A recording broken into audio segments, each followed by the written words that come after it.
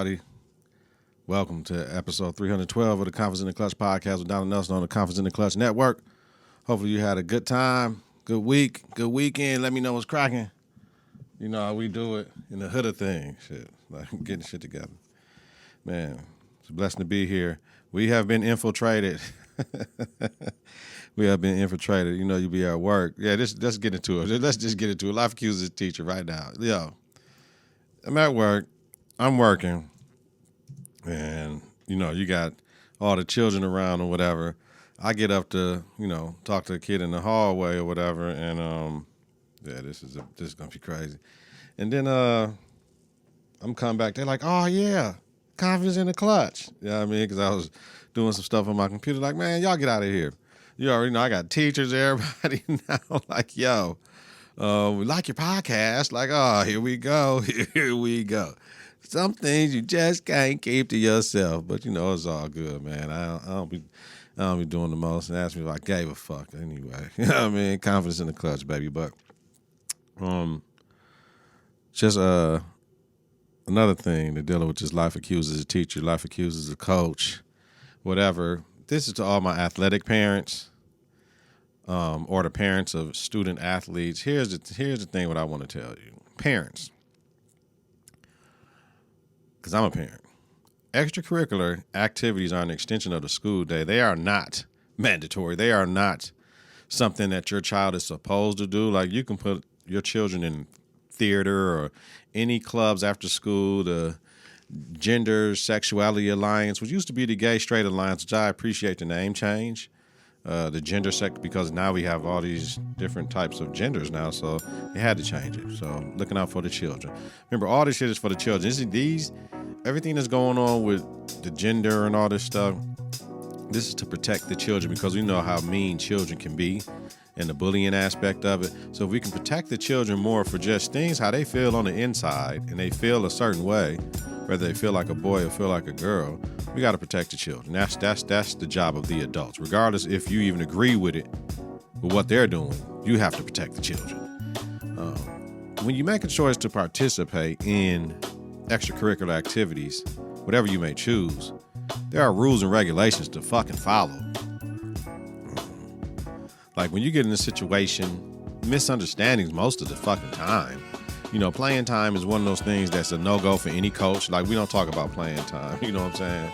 So playing time, we're not going to talk about playing time at all. But when you have a situation and there's a misunderstanding and you even say, fuck it, whatever the misunderstanding is, let's just get past this shit. You apologize, like, especially when you're an adult, like on the adult side.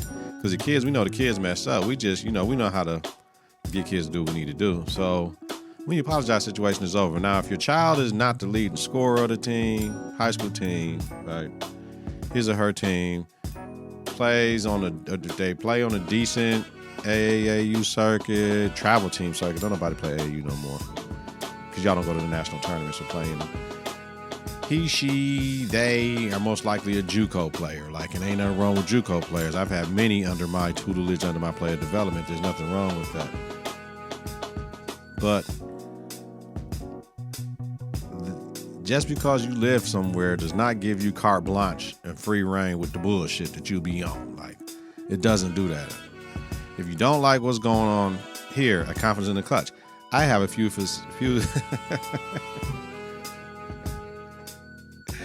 keep that take in. We ain't editing that. Here at Confidence in the Klutch, I have a few suggestions. 1, get you your own traveling team to coach your he, she, or they, right? Pull your child from the team because there's no need for them to play if you don't agree with what the fuck is going on. Move out of the district you're in if the athletics is so great that your child is getting a raw fucking deal with where they're at, and move to another school district so they don't have ineligibility issues for changing schools due to you just don't like a motherfucker. Choose another sport during the time when that happened. Like, say, for instance, if you play volleyball in the fall, the volleyball club season is winter going into spring. So just say I'm just playing club volleyball. I ain't playing high school volleyball, or vice versa. get you a therapist, because clearly you're living vicariously through your child, right? And something else is going on. It ain't got shit to do with me as coaches, us. Leave coaches the fuck alone. Leave me the fuck alone. Like, you know what I'm saying? Because what you want or what you may want is not happening. It hasn't happened. So just because you're looking crazy out here, parents, just chill. Like, as a parent, and you may not agree with stuff that's going on with your child's team, all you gotta do is support your child. Like, I mean, no harm, no foul. You cannot control what that coach does, says, or thinks. Just like I can't control what a parent does, says, or thinks. So I'm out of it. I don't even care. It's not even a thing. But you don't want to never be a toxic parent to your child. Because if you're a toxic parent, your child has to listen to you, even though they may not want to, and it fucks with the chemistry of the team. And then people have to make decisions on your child based upon your actions as a parent, when all you should be happy is that your child is competing, playing hard, and they have all their faculties, and they're doing the best they can, working hard, having fun. Losing is never easy on anybody. Winning is never easy on anybody. It'd be winning teams and it'd be people that'd be unhappy. So, of course, if you're losing, but you got to be realistic with the talent level of your child and the team that they're on so that they can figure it the fuck out. And sometimes you got to grow. You got to grow into that one shot where you can make a run. It might only be possible competing for a conference championship, not even going farther in the playoffs. But it might be winning a state fucking championship, you know what I mean, in high school. So you have to understand that. And for my cappers, like for people, like if you feel like the situation you're in is not the best for you, go back to where you came from. You know what I mean? Like, I know if I felt like it was better somewhere else, but I walked the fuck away, I walked away for a reason. Like what they say, it's your ex for a reason. It's your ex for a reason. So carry on with the shit, man. Let me know how y'all feel in the comments about that, man. Last week, we lost two icons, you know what I mean, in different spaces. We lost Mr. Harry Belafonte in his 90s. Harry Belafonte was very key because I was a kid and I watched Beetlejuice and Dayo. Like, I mean, there's nobody that grew up in my generation that didn't like Beetlejuice, that didn't like Dayo. So they're that scene from Beetlejuice with Michael Keaton, classic scene, but we know where it came from. But before all of that, Harry Belafonte and what he did for the civil rights activists back in the days, funding them, making sure their voices was heard and all that stuff, making sure they had hotels and busing and food and all that shit. Yo, he didn't have to do that. He always stood up for brothers and sisters. So we want to say rest in power to Mr. Harry Belafonte and everything he did for the world. We also want to say rest in power to Jerry Springer. No matter what you say about Jerry, everybody know Jerry. So we talking mid-90s. I remember the first talk show in that format was Ricky Lake and Jerry Springer. And I'm like, yo, they boxing, they fighting on the thing. So you come home from college, maybe in high school, but definitely in college, sitting on the couch watching Jerry Springer like at 2 on channel 18 or 24 in the middle, like for real. Jerry, the craziest, funniest shows, but it could have been staged. Some of the shit was real, some of the shit was fake, but man, it used to go down on Jerry. Like, but it gave you that first almost reality show aspect of television, and they just replicated the shit with all the fights and shit, just over simple disagreements. Because people didn't know how to de-escalate. We got introduced to Steve, but I think they said Jerry was on for like 28 years, 29 years. So rising power to Jerry Springer as well, man. Y'all already know, man, like for real. Take a small moment of silence.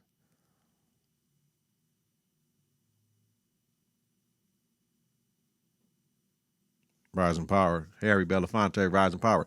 Jerry Springer. All right. Yo, I told y'all I wasn't doing this for my YouTube people. I messed up my iPad. My iPad is going crazy, so all the music that you would get, I would usually be rocking and rolling, and it give me a little energy, and ain't give me that energy today. All right. NFL.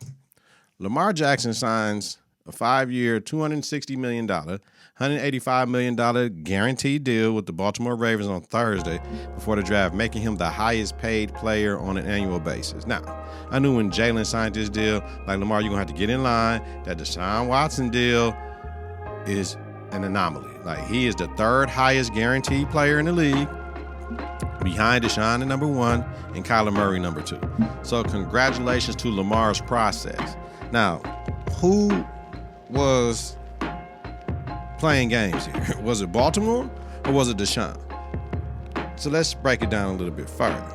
Like Deshaun, not Deshaun, Lamar. Now Lamar tried to get $40 million more because he wanted what Deshaun Watson got with that 260 guaranteed or whatever Deshaun Watson guaranteed is, and got 50 more what they were willing to pay if they were only willing to give him 130. So he got 50 more or less. They didn't pay the money that they had to pay, so it's a win-win. Like they didn't have to match. They gave him more, but they didn't give him what he wanted.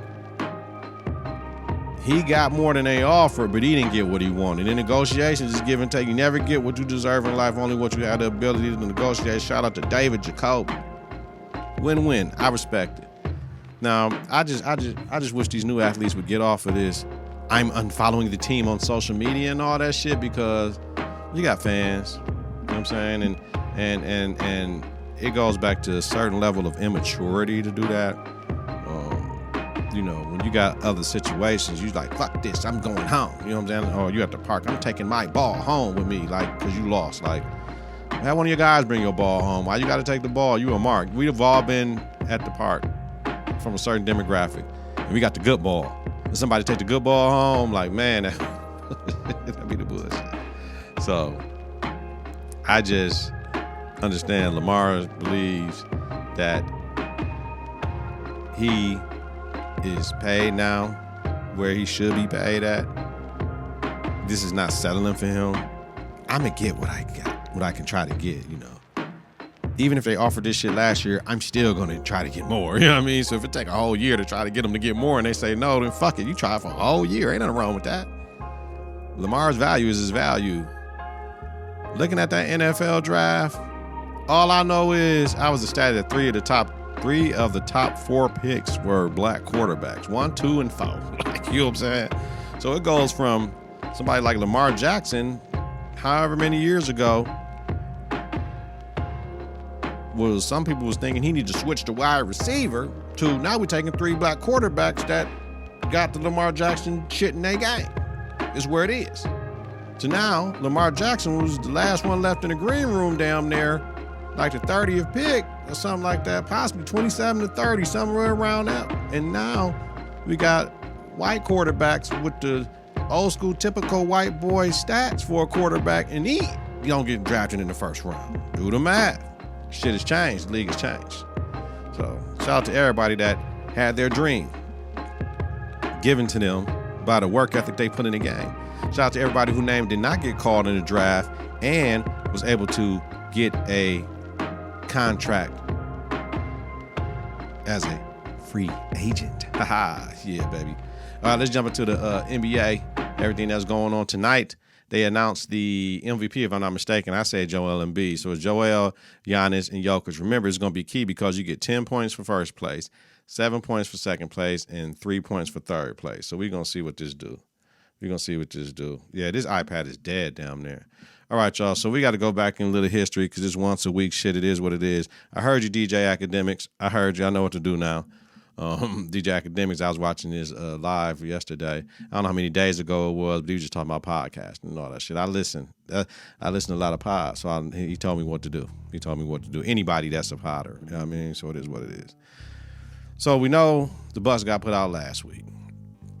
I ain't talking about that shit. I ain't talking about how it happened. I don't want to because the shit is a week old, but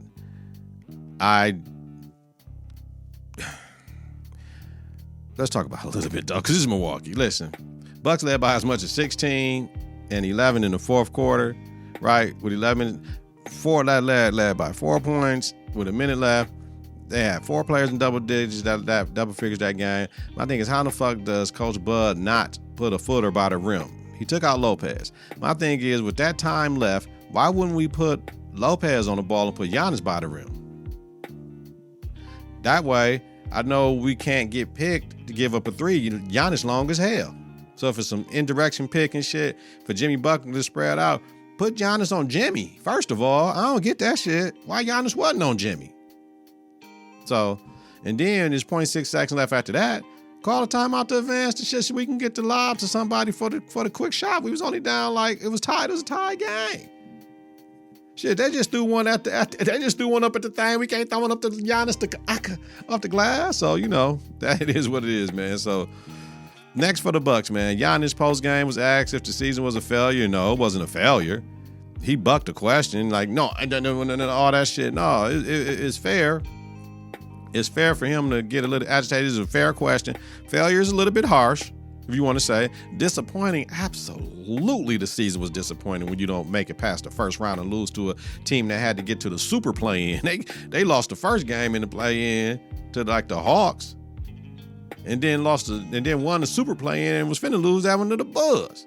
So the Bucks have issues. We're an older team with older, slower wings. We got to get younger and athletic on the wing. Now, Giannis can sign an extension. We have new ownership with Jimmy Haslam from the Cleveland Browns. So Milwaukee, are y'all ready? That's what I want to know. Are y'all ready? Because it's time for Giannis to move on. Giannis done did everything he should have done here. Of course, I want him to stay. But I will not be mad at that brother if he mean mug his ass up out of here because he's done everything. He brought us a championship and all that shit. Because if I'm Giannis, I play out my contract. I'm definitely not signing no extension. That's helping out the Bucks. But signing an extension helps out the Bucks, will help you get better players. So you got to understand, if he loves Milwaukee, want to be here, like I said, I'm 10 toes down with him. Stay your ass here. We're going to get young on their win. We're going to do what we need to do.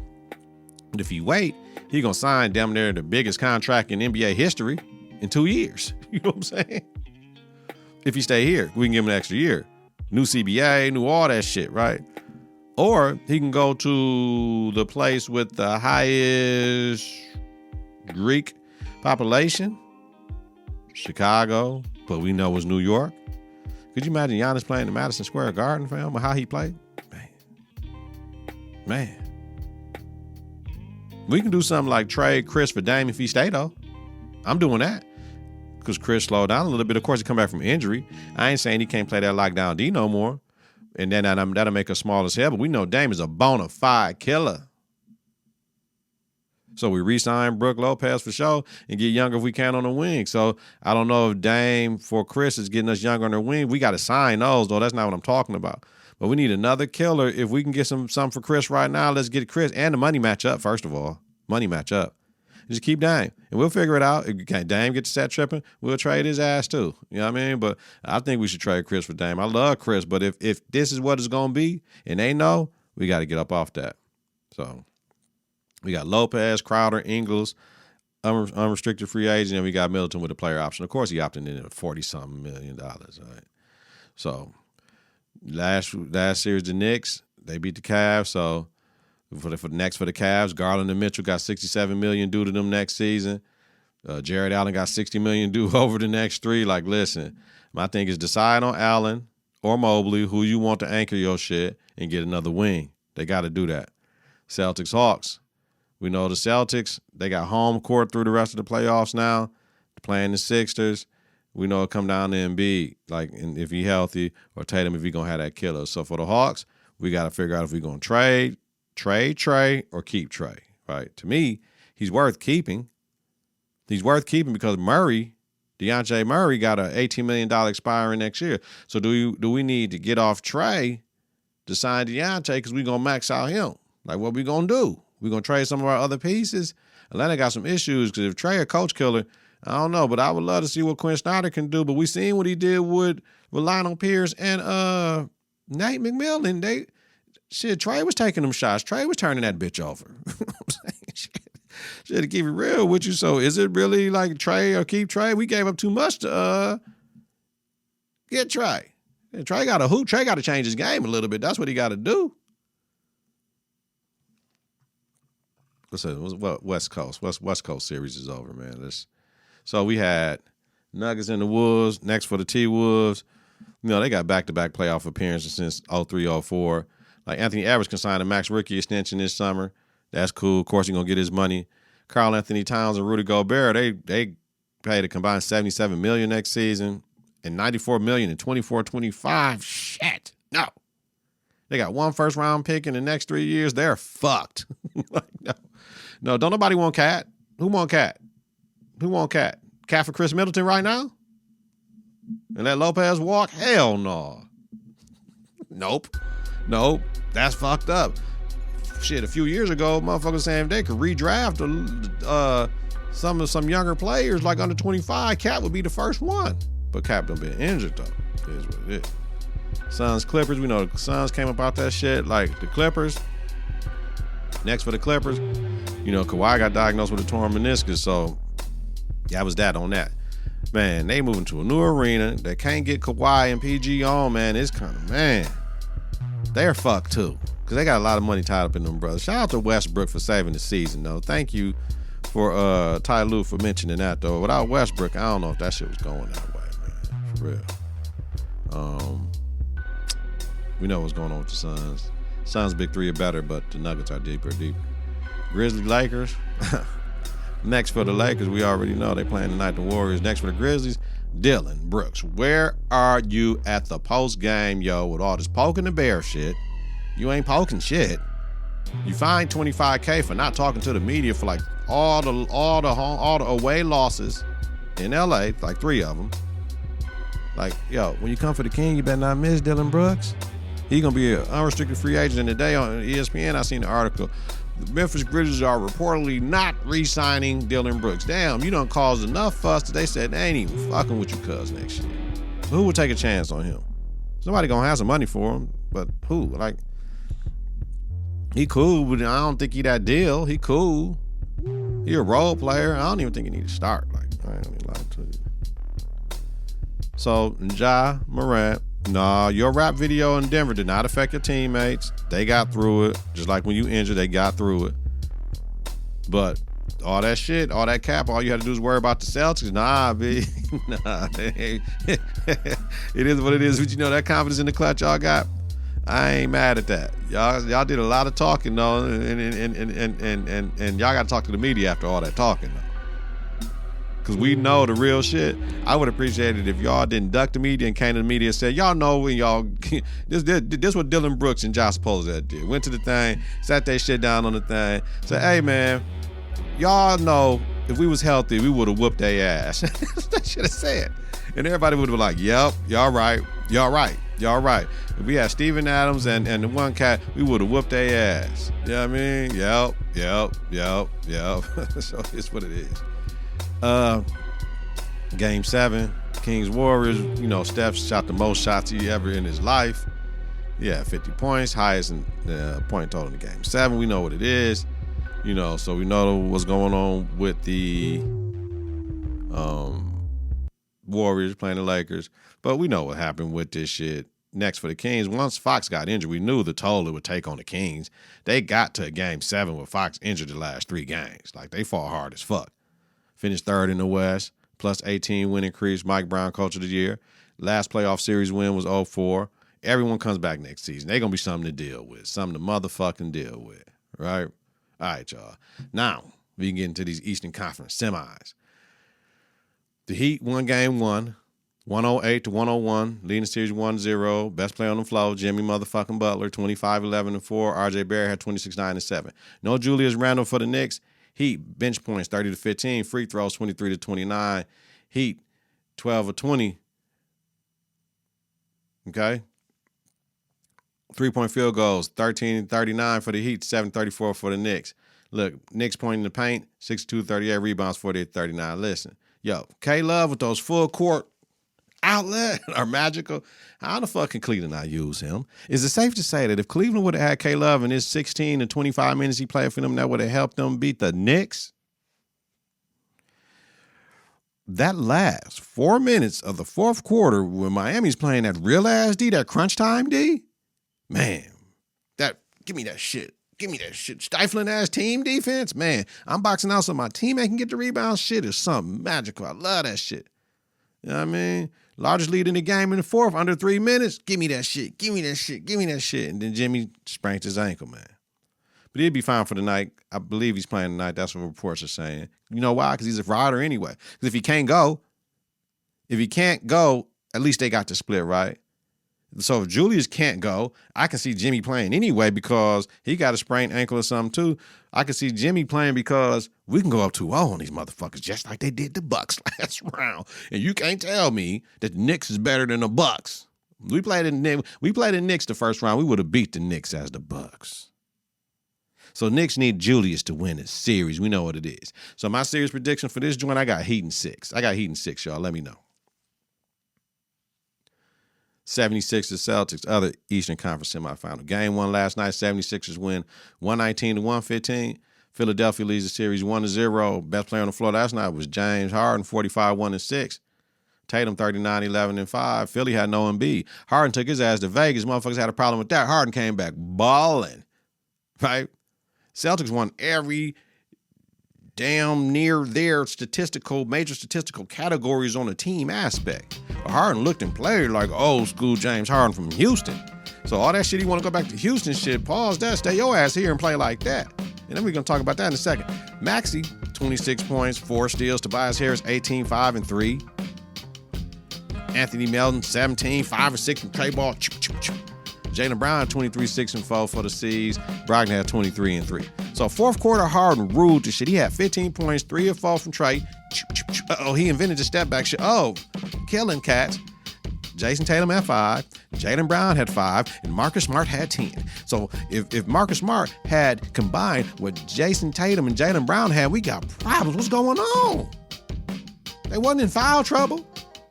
So 3 players outscored 1 player by 5. Who wanted it more?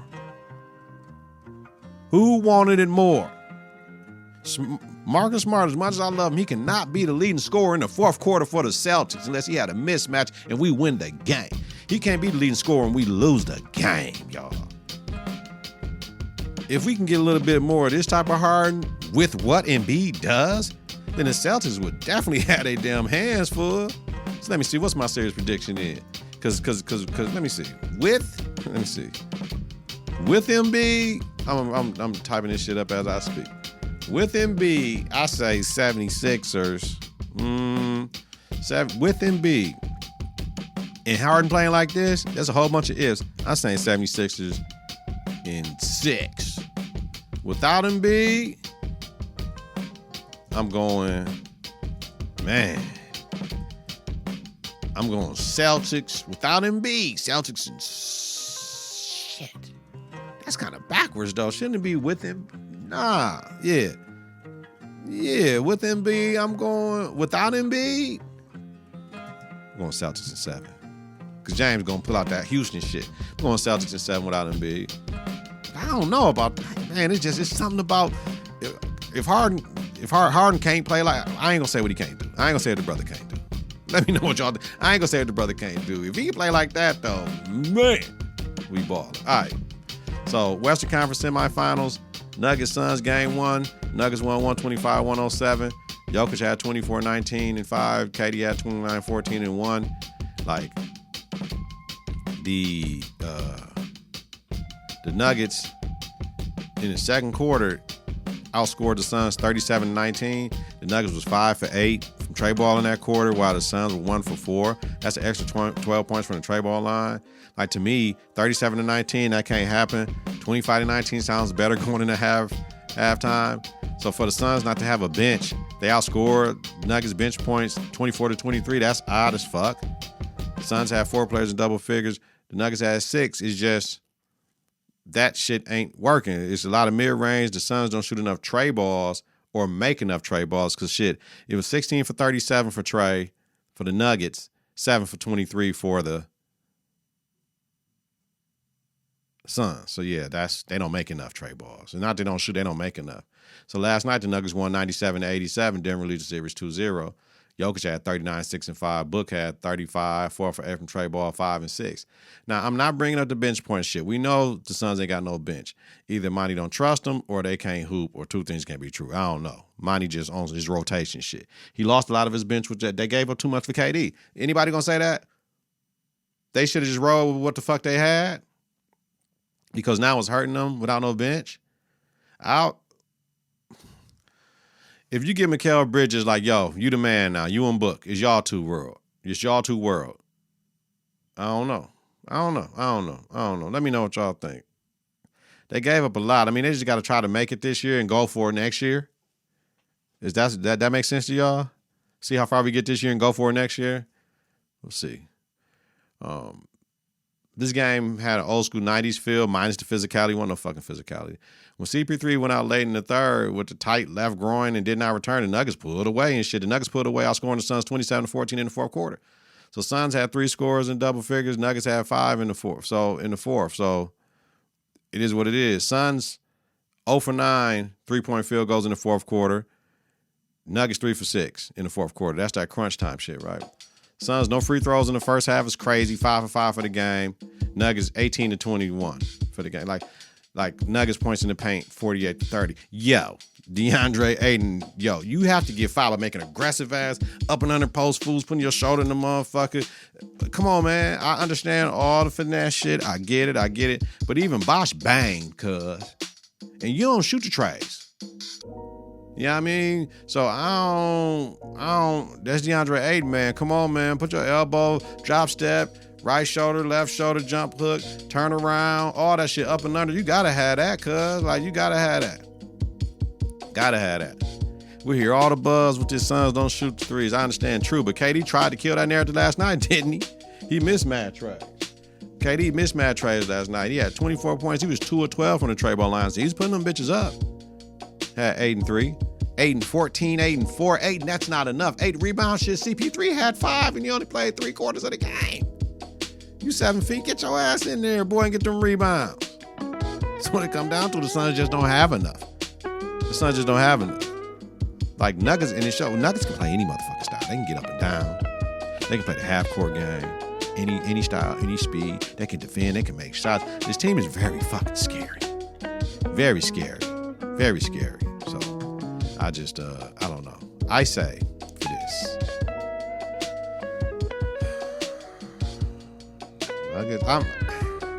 If CP3 is hurt, they might get swept, fam. If CP3 is hurt, they getting swept. If not, Nuggets in 6. 4 if CP hurt. That's it. Let me know what y'all think in the comments. All right, y'all.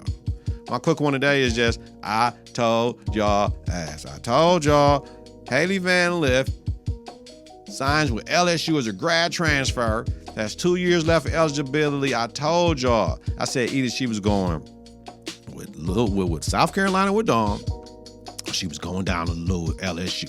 So you put her with Flaugier, Angel, and all the shit they got coming, because they got some girls coming. Shit. I got to see what Dawn does, because I'm South Carolina all day first, but damn it, that team, repeat champs. I will, whatever SEC network shit, and watch their games. I got to watch their shit, because they going to be, man. Ooh, they going to be something serious, man. So, man, it's all good, y'all. Appreciate the love. Appreciate the support, man. I'm getting my ass up out of here, man. Parents, remember what I said, man. Ain't no everybody get checked every once in a while, baby. But just, man, play y'all part, support your kids, man. NBA, now we can start to get some rest, too, because them games been kicking my ass, man. We can start getting some rest, man, but it's finna get thick now. Now we're finna see who's who and what's what. Get your conference together. Get your clutch together. Listen to them, follow the network on various platforms, conferenceintheclutch.podbean.com, wherever you listen to your podcast, search Conference in the Clutch.